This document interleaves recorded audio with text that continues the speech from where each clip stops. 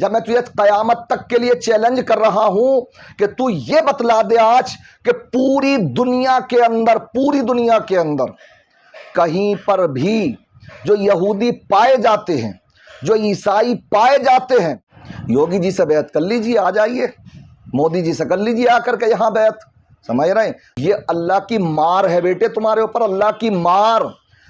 ناظرین کرام، السلام علیکم ورحمۃ اللہ وبرکاتہ۔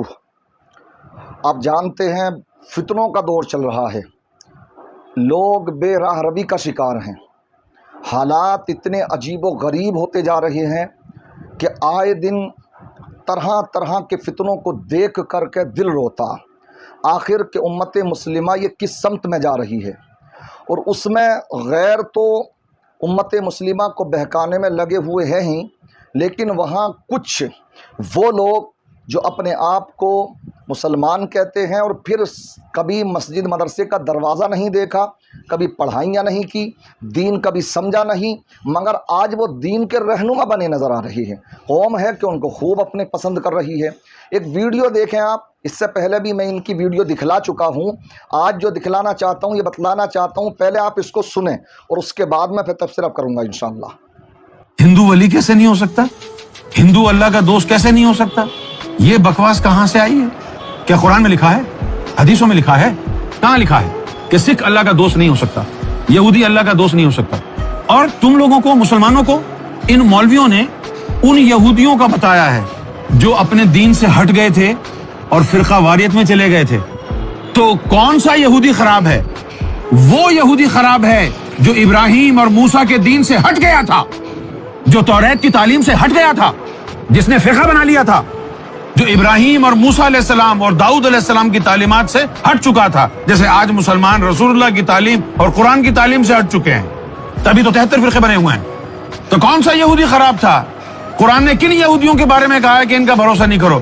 جو اپنے دین سے ہٹ چکے تھے۔ اور وہ یہودی جو ابراہیم علیہ السلام سے پیار کرنے والے تھے، ان کے غلام تھے، موسیٰ علیہ السلام کا ادب کرنے والے تھے، ان کے غلام تھے، ان کو برا کیوں کہتے ہو؟ تو معلوم ہو سارے یہودی تو غلط نہیں ہیں۔ کون غلط ہیں؟ جو اپنے دین سے ہٹ گئے اور جو اپنے دین پر قائم ہیں۔ ان یہودیوں میں پتہ ہے کس کس کا نام آتا ہے؟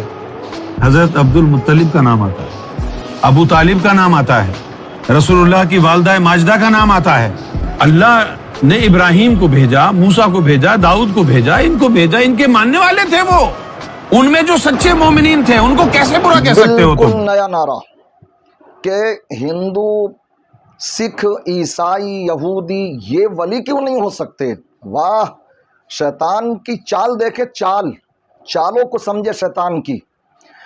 دوسری بات، یہ وہ فرد ہے جو مسلمانوں کو مسلمان گرداننے کے لیے تیار نہیں ہے۔ ایسے مولانا لوگوں کے اوپر تو ایسے خون کھولتا اس کا کہ جیسے کہ یہ مولانا لوگوں کو مشرک نہ جانے بالکل سب سے بدتر قوم سمجھتا ہو۔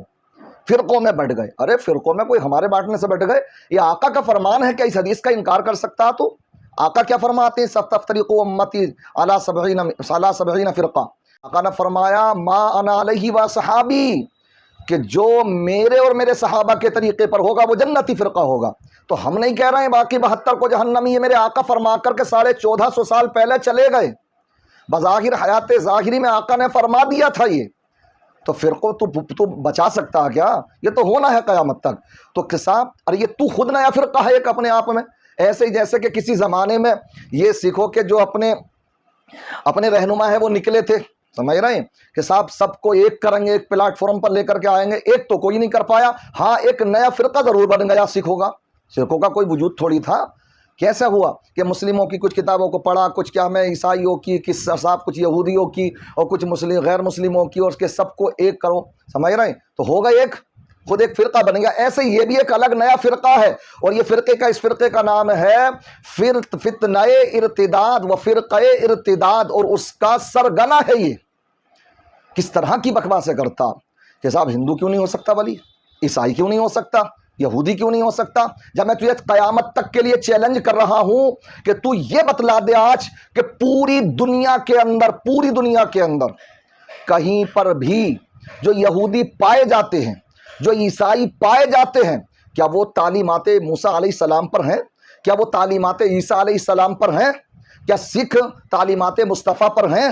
نہیں ہے نا کوئی. تو اب یہ کہنا اس زمانے میں، جس زمانے میں وہ سب مشرک ہو چکے ہیں، سب کے عقائد کفریہ ہیں، سب غیر مسلموں کے ہی ساتھ میں ہیں، وہ کفری عقیدے عیسائیوں کے اور سب کے جو یہودی ہیں آج کے زمانے کے. تو آج کے زمانے میں یہ شوشہ چھوڑنا کہ صاحب وہ سکھ جو ہے کیوں نہیں ہو سکتا، وہ ولی کیوں نہیں ہو سکتا، تو صاحب ہندو کیوں نہیں ہو سکتا ولی، ہندو تک کو کہہ رہے ہندو ولی کیوں نہیں ہو سکتا. سمجھ رہے ہیں؟ یہ اللہ کی مار ہے بیٹے تمہارے اوپر، اللہ کی مار. جب تم صحیح سنی صحیح العقیدہ جو عالم ہے، جو رہنما ہے، جو آقا کے نائبین ہیں، جب ان کے اوپر بھونکو گے تو اس کی سزا یہ ملے گی کہ پھر ہندوؤں کو ہی اپنا رہنما بنانا پڑے گا اور ولی بنانا پڑے گا. یوگی جی سے بیعت کر لیجیے، آ جائیے، مودی جی سے کر لیجیے آ کر کے یہاں بیعت. سمجھ رہے ہیں؟ جو اپنے دنیا بھر میں پادری پائے جا رہے ہیں عیسائیوں کے اور ان کے، تو بیعت کر لیجیے، ولی ہیں وہ تمہارے نزدیک، کر لو بیعت. اور ترا اس پر یہ کہ دلیل دیکھو آپ کہ وہ حضرت عبد المطلب، حضرت عبداللہ، سمجھ رہے ہیں، اور حضرت ابو طالب کو بھی کہہ رہے ہیں، تو حالانکہ ان کا ایمان ہمارے نزدیک تو ثابت ہے نہیں، جو ہمارے علماء کی تحقیق ہے. تو بہرحال تو وہ اگر ہیں تو وہ موحد تھے، موحد. جب تجھے قیامت تک کے لیے اس میں چیلنج، کیا حضرت عبداللہ حضرت عبد المطلب یہودی تھے؟ ارے یہودیوں کو چڑ کیا تھی آقا سے کہ یہ نبوت یہودیوں میں رہنا چاہیے تھی، یہ بنو ہاشم میں کیسے آ گئی؟ تو حضرت عبداللہ حضرت عبد المطلب کہاں ہیں یہودی؟ وہ تو حضرت اسماعیل علیہ السلام کی آل سے ہیں. سمجھ رہے ہیں؟ تو کہاں کا روڑا کہاں دے مارا. تو وہ موحد تھے، موحد یعنی توحید پرست، اس لیے ایمان والے تھے وہ. میں آ رہی ہے بات؟ اس لیے اس طرح کے فتنوں سے بچنے کی ضرورت ہے. فرقوں کے نام پر کہ فرقے اور خود فرقہ بنے ہوئے ہیں. ہمارا الحمدللہ اہل سنت والجماعت کا معاملہ یہ ہے کہ ہم جو آقا نے فرمایا جو جنتی فرقہ ہے، جو میرے طریقے پر اور میرے صحابہ کے اہل بیت کرام کے طریقے پر، الحمدللہ ہم اس پر گامزن ہیں. یہ نئے دن اپنے جو ہے یہودیوں کی طرح وہ ٹھنٹیاں نکال کر کے، چونچ نکال کر کے دین سکھانے کے لیے بیٹھ جاتا لیپ ٹاپ لے کر کے، جیسا کہ بہت بڑا اپنے دین کا رہنما ہو. ایک یہی ہماری قوم کا بھی حال ہے.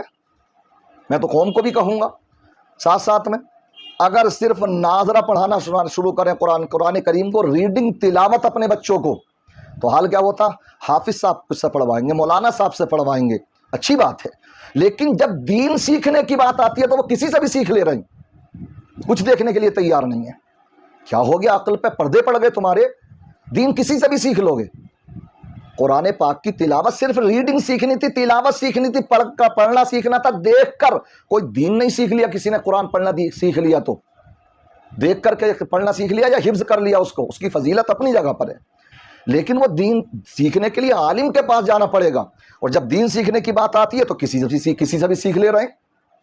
کوئی مرزا پیلمبر سے سیکھ لے رہا، تو کوئی گوہر سے سیکھ لے رہا. یہ بتاتا اپنے آپ کو سید اور روحانیت کا شہنشاہ. یہ دیکھو یہ روحانی لوگ ہیں، یہ دیکھیں آپ. اور خود مغل ہے. مغل سب سے بڑا چور تو تیرے دل میں یہ ہے کہ تو سید کہلوا رہا اپنے آپ کو.